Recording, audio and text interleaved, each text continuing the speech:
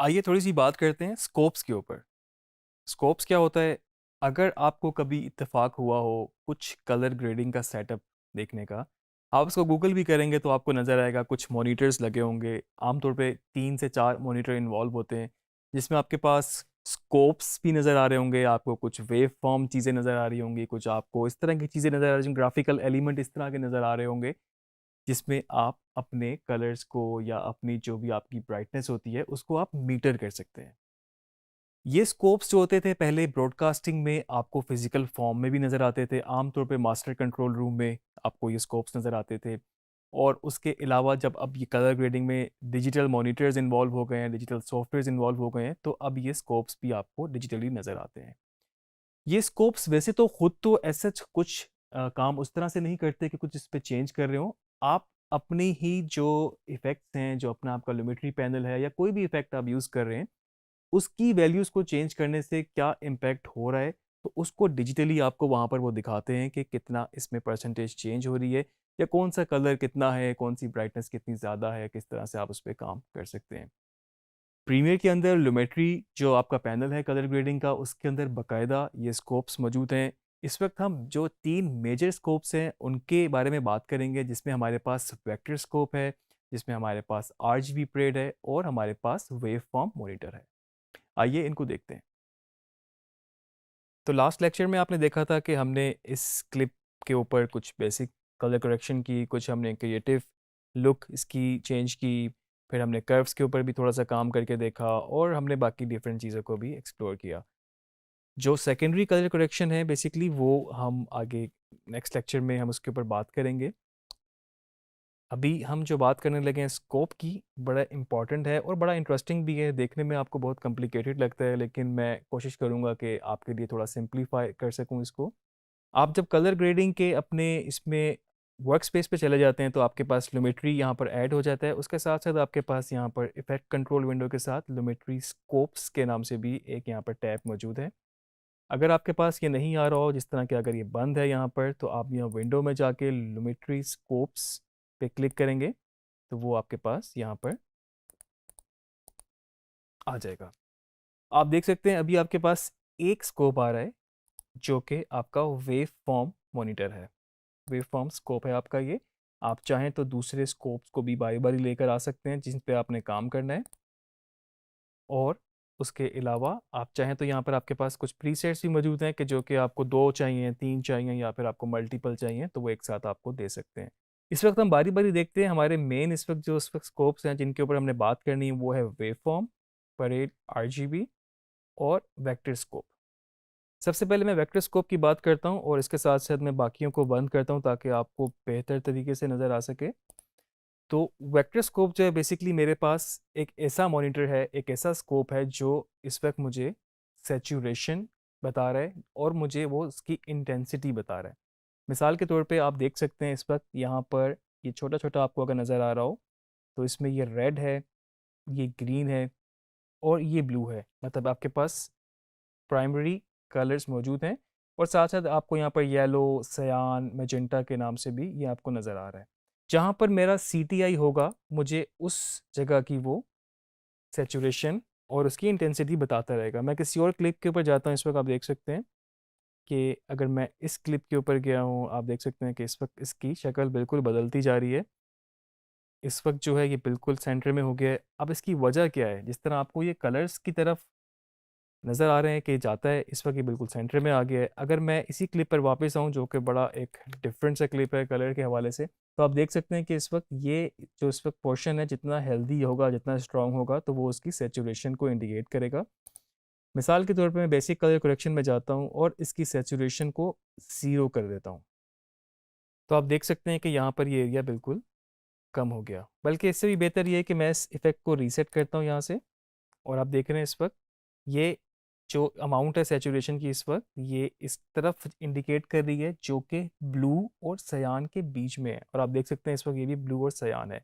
तो इस वक्त इस इमेज को देखे बगैर, हो सकता है आपका मॉनिटर वो कलर्स ना दिखा रहा हो, आप इस मॉनिटर अपने इस स्कोप को देख के बता सकते हैं कि इसमें सैचुरेशन मौजूद है, इसमें कलर्स हैं एक हेल्दी, और वो ब्लू और सयान की तरफ जा रहे हैं। अगर यही क्लिप आपका येलो की तरफ होता, जो कि मैं इसको फिजिकली यहाँ से करने लगा हूँ, आप देख सकते हैं कि ये इसको मैं येलो की तरफ ले गया हूँ। तो इस वक्त पूरी जो सैचुरेशन आपकी जो इस वक्त स्कोप के अंदर जो ब्लू और सियान की तरफ थी वो इस वक्त रेड और येलो के बीच में हो चुकी है, और आपको ये नज़र भी आ रहा है कि इसमें इंटेंसिटी जो है सैचुरेशन कितनी है। इसकी सैचुरेशन को मज़ीद गेन करते हैं तो आपको पता चलेगा कि वो आपको और स्ट्रॉन्ग नज़र आ रहा है, मतलब कलर्स और बढ़ चुके हैं। और वही सैचुरेशन को अगर हम कम करेंगे, इस वक्त मैंने सैचुरेशन कर दिया 0, कलर यहाँ ब्लैक एंड वाइट है, और ये एरिया जो आपका बिल्कुल एक छोटे से डॉट की शक्ल में बन गया है। इसका मतलब ये है कि इस वक्त यहाँ पर कलर्स मौजूद ही नहीं है। इसकी बड़ी बेहतरीन एग्जांपल मैं आपको यहाँ पर इस तरीके से भी दे सकता हूँ। इसमें आपके पास बार्स एंड टोन्स जो कि कलर बार्स होती हैं आपके पास, इसको मैं यहाँ से ओके करता हूँ और ये प्रोजेक्ट विंडो में आपके आ गई हैं। इसको मैं टाइमलाइन पर लेकर आता हूँ। तो बेसिकली आपने अक्सर इस तरह का ये स्क्रीन देखी होगी। पहले नॉर्मली जब टीवी की ट्रांसमिशन शुरू होती थी तो ये कलर बार चल रहे होते थे, और कभी हम लोगों ने शायद नोटिस ना किया हो, इसका एक बड़ा स्पेसिफिक पर्पस होता था। तो इस वक्त जो कलर बार के अंदर कलर हैं वो एग्जैक्टली वही कलर हैं, मतलब जो ब्लू है वो फुल ब्लू है, जो येलो है वो फुल येलो है, रेड है फुल रेड है। तो उनमें कोई भी मिक्सचर नहीं है।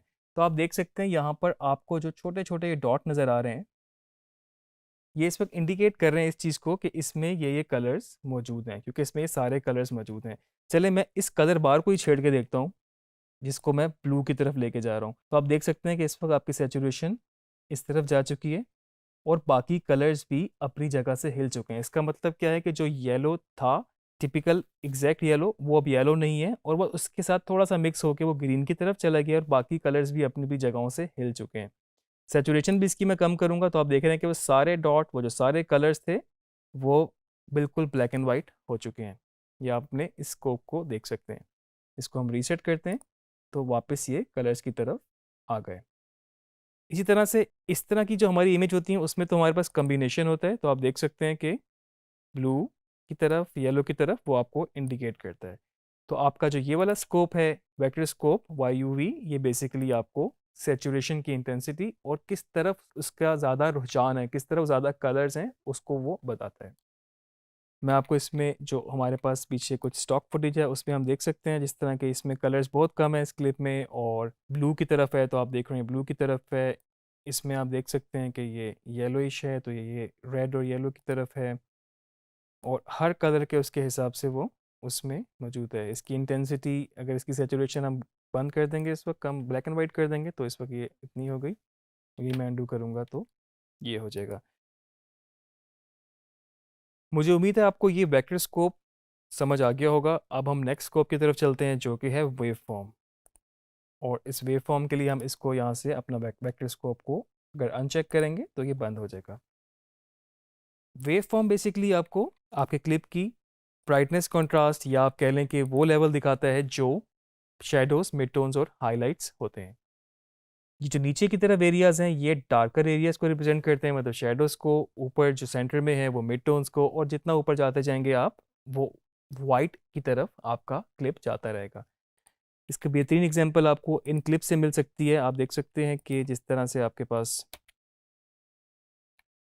अब ये एरिया इसमें पूरा वाइट था, आप देख रहे हैं कि ये इस वक्त ऊपर वाइट की तरफ है, और बाकी एरियाज जो ये इसमें डिफरेंट कलर्स मिक्स हैं। तो आपको यहाँ पर डिफरेंट कम्बिनेशन के साथ इस तरह का स्कोप नज़र आ रहा है। यहाँ पर मैं आपको एक टिप और दे दूँ, क्योंकि ये वेव फॉर्म बेसिकली आपको रिप्रेजेंट करता है शेडोज, मिड्स और हाइलाइट्स के लिए, या ब्राइटनेस कंट्रास्ट के लिए। तो आप इसको चाहें तो यहाँ से लूमा कर सकते हैं, क्योंकि आप कलर्स के लिए आपके पास सेपरेट स्कोप मौजूद है।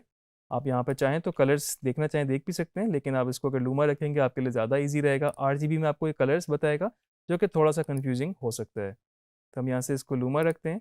अब आप देख सकते हैं कि आपको यहाँ पर इस तरीके से जहाँ जहाँ पर आपका CTI है उस हिसाब से आपको ये बता रहा है। इसमें मैं आपको ये साथ बता दूं कि 20 से नीचे अगर आप जाएंगे आपकी वैल्यू, तो उस वक्त चांसेस हैं कि आपकी डिटेल ख़त्म हो जाए। इमेज की डिटेल ख़त्म होने का मतलब यह है कि नीचे की तरफ आप आ रहे हैं तो आपके शेडोज़ बढ़ रहे हैं, यानी कि वो एरियाज ब्लैक हो सकते हैं। अगर आप नोट करें यहाँ पर ये बिल्कुल एरिया 0 को टच कर रहा है, और यहाँ पर इसने थोड़ी सी स्ट्रॉन्ग दे दी है, तो ये बिल्कुल ये वाला एरियाज है जो कि इस पर ब्लैक हो चुका है। ये बिल्कुल डार्क एरियाज हैं, और यहाँ पर डिटेल ख़त्म हो चुकी है। और इस तरीके से अगर कोई एरिया ऐसा होगा जिसमें वाइट की तरफ होगा, जिस तरह ये एरिया आपका वाइट है और इसमें डिटेल उड़ चुकी है, इतना वाइट है कि डिटेल उड़ चुकी है, तो आप देख सकते हैं कि इसने यहाँ पर आपको एक लाइन बना दी है और आपको स्ट्रॉन्ग सिग्नल नज़र आ रहे हैं कि अब इसकी डिटेल उड़ना शुरू हो गई है या उड़ चुकी है। तीसरा स्कोप मेरे पास है परेड आरजीबी। वेवफॉर्म को बंद करते हैं तो आप देख सकते हैं कि ये आपको रेड ग्रीन ब्लू इन तीनों का कॉम्बिनेशन बता रहा है कि इसमें कितना रेड है, कितना ग्रीन है, कितना ब्लू है। आप देख सकते हैं इसके साथ भी वही वैल्यूज़ हैं जो कि आपके पास वेवफॉर्म मॉनिटर में थी। तो जौन सा कलर इसमें ज़्यादा होगा वो उसकी स्ट्रेंथ ज़्यादा होगी और जो कम होगा वो आपको कम नज़र आएगा। मिसाल के तौर पे इसमें आपको ब्लू ज़्यादा है और इस तरह से बाकियों में भी आपको, क्योंकि इसमें और कलर्स भी मौजूद हैं, इसमें ग्रीन भी है, इसमें ब्लू भी है, इसमें रेड भी है, लेकिन आपको इस फॉर्म में दिखा रहा है। तो ये मॉनिटर बेसिकली आपको आरजीबी की वैल्यू दिखा रहा है कि उसमें कितना रेड ग्रीन ब्लू मौजूद है। आप देख रहे हैं इसमें कलर्स बहुत कम है, इसमें रेड और येलो ज़्यादा है, मतलब ग्रीन और रेड का कम्बिनेशन ज़्यादा है। तो आप देख रहे हैं कि ज़्यादा हाईलाइटेड हैं और ब्लू जो है इस वक्त इसमें बहुत कम है। मुझे उम्मीद है कि आपको ये स्कोप्स तो समझ आ गए होंगे। अब थोड़ा सा हम इनको वैल्यूज़ को चेंज करके देखते हैं कि इन पे किस तरह से इम्पेक्ट होता है। अगर आप इसको यहाँ से मॉनिटर करें और आपने दो शॉट्स को मैच करना है तो आप थोड़ा सा इन स्कोप्स को देख के कर सकते हैं। मिसाल के तौर पे इसमें ब्लू ज़्यादा है और आपको लगता है कि आपको इसमें ब्लू कम करना है, जहाँ पर आपका CTI होगा वही आपको यहाँ पर वो दिखाएगा। अगर मैं यहाँ से इसमें ब्लू कम करना शुरू करूँ, ब्लू कम करने के लिए मुझे येलो उसका ऑपोजिट कलर बढ़ाना होगा। तो आप देख रहे हैं मैंने येलो यहाँ से बढ़ाया इसके वाइट बैलेंस में से ही, तो इसका ब्लू कम हो गया और रेड बढ़ गया। अब मेरे पास तरीका कोई भी हो सकता है, मैं चाहूँ तो यहाँ से कलर व्हील से कर लूँ। अगर इसका मैं यहाँ पर मिड टोन्स में ब्लू मैंने कम करना है तो मुझे इसके ऑपोजिट जाना पड़ेगा। आप देख सकते हैं कि इस वक्त मैं ऑपोजिट जा रहा हूँ। येलो इसमें येलो रेड टोन ऐड होती जा रही है और यहाँ से ब्लू कम होता जा रहा है और वो बढ़ते जा रहे हैं। वही अगर आप ब्लू की तरफ इसको और लेके जाएंगे तो आप देखें आपका जो वीडियो है वो भी ब्लू हो रही है और साथ में आपके स्कोप की वैल्यू भी बढ़ती जा रही है। रेड आरजीबी और वेव फॉर्म पे काम करने के लिए सबसे बेस्ट चॉइस आपके पास जो है इस वक्त वो कर्व्स है, क्योंकि ये बिल्कुल कर्व इसी तरीके से काम करता है जिस तरीके से आपके पास यहाँ पर ये डिस्प्ले में आ रहा है। क्योंकि ये ऊपर वाले एरियाज जो थे ये सबसे ज़्यादा हाईलाइटेड एरियाज थे, इसी तरह से मिड्स और फिर शेडोज़। अगर आपको इनके शेडोज़ पे काम करना है तो आप देख सकते हैं कि इस वक्त मैं सिर्फ शेडोज़ को छेड़ रहा हूँ, तो यहाँ से फिजिकली सिर्फ शेडोज़ पे ज़्यादा इम्पैक्ट हो रहा है। अब देखें मैंने शेडोज़ को गिरा दिया बिल्कुल, इस वक्त कलर्स बिल्कुल जा चुके हैं और आपके मॉनिटर में भी कलर जा चुके हैं। इनको बढ़ाता हूँ दोबारा, मिड से मैं इसको उठाता हूँ, तो आप देख रहे हैं कि आपके कलर्स बढ़ रहे हैं और आपको यहाँ से नज़र आ रहा है। तो अगर आपको दो शॉर्ट्स को भी आपस में मैच करना हो तो ये आपके पास बेस्ट तरीका होता है। थोड़ी सी इन वैल्यूज़ पे नज़र रखने के साथ साथ आपको अपनी आँख को भी उस तरफ देखना है, जो आपका कंटेंट है वो किस तरफ जा रहा है, जो आपका विजुअल है वो किस तरफ जा रहा है। तो आपको थोड़ा सा मैकेनिकली और थोड़ा सा एस्थेटिकली ज़रा अपने आप को ट्यून करना पड़ेगा कलर ग्रेडिंग के लिए। और अगर इसी RGB को मैं बंद करता हूँ और वेव फॉर्म खोलता हूँ तो आपको बिल्कुल उसी तरीके से नज़र आएगा कि ये एरियाज़ अगर मुझे ब्लैक्स पे करना हो तो आप देख रहे हैं कि वहाँ से ब्लैक एरियाज़ शेडोज़ जो हैं बेसिकली वो मज़ीद, अब आप देखेंगे जब ये बिल्कुल ब्लैक हो जाएगा तो यहाँ पर आपको ये लाइन जो है एक स्ट्रॉन्ग सी नज़र आनी शुरू हो गई है। अगर इसको मैं ऊपर उठाता हूँ आप देख रहे हैं कि अब वो इस वक्त शेडोज़ जो हैं वो ऊपर जा चुके हैं, नीचे की तरफ ब्लैक एरियाज़ रहे ही नहीं, यहाँ पर आपको ब्लैक एरियाज़ नज़र नहीं आ रहे। और इसी तरीके से मिड से आप ओवरऑल इसको कम और ज़्यादा कर सकते हैं। अगेन आपको जब दो शॉट को मैच करना हो आप इसको देख के इजीली इस पे काम कर सकते हैं। इसी तरह से जो बाकी हमारा स्टॉक शॉट है उस पे हम थोड़ा सा देखते हैं कि हम क्या इस पे चेंजेस कर सकते हैं।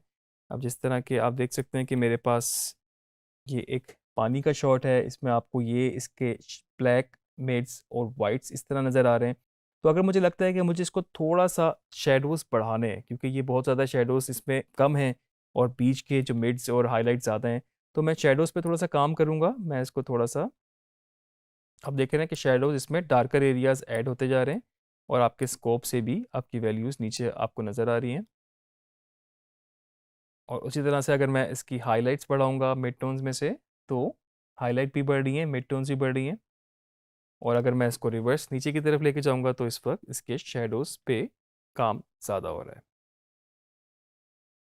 एक चीज़ मैं फिर से रिमाइंड करूं, जिस एरिया की डिटेल सोर्स फाइल में ही उड़ चुकी है, मिसाल के तौर पे वो वाइट हो चुका है या फिर वो ब्लैक हो चुका है, तो उसको आप पोस्ट में फिक्स नहीं कर सकते। अगर तो न्यूट्रल सा है, बीच में है, थोड़ा सा शेडोज मतलब इतने हैं कि आपको नज़र भी आ रहा है, तो फिर तो आप उसको बिल्कुल कर सकते हैं। लेकिन इस केस में मैं शेडोज़ को बिल्कुल जितना भी उठा लूँगा, तो आप देख रहे हैं कि ऊपर उसके वो लेयर आ जाएगी, लेकिन इसमें डिटेल नहीं आई। जो शेडो यहाँ पे पड़ा हुआ था, जो यहाँ पर ब्लैक एरियाज थे, वो उसमें डिटेल नहीं आएगी। और इसके ऑपोजिट जो वो एरियाज थे जिनमें थोड़ी सी मतलब शेडो है लेकिन थोड़ी डिटेल है, तो उस पे काम करने से आपको उसमें थोड़ा चेंज नज़र आएगा। लेकिन इन एरियाज पे आप बिल्कुल उस तरह से नहीं कर सकते। अगर मैंने यहाँ से मिड टोन्स उठाया है, तो अभी भी वो एरियाज जो हैं डिटेल आपको नज़र नहीं आएगी। तो ये चंद स्कोप के ऊपर हमने इस वक्त जो काम किया है, आपने देखा होगा किस तरीके से आपकी वैल्यूज़ चेंज होती हैं। आपको थोड़ी सी प्रैक्टिस के बाद आपसे स्कोप्स रीड करना आपके लिए आसान हो जाएगा, और साथ में आपने अपनी नज़र अपने कंटेंट पे भी रखनी है कि वो कितना जा रहा है।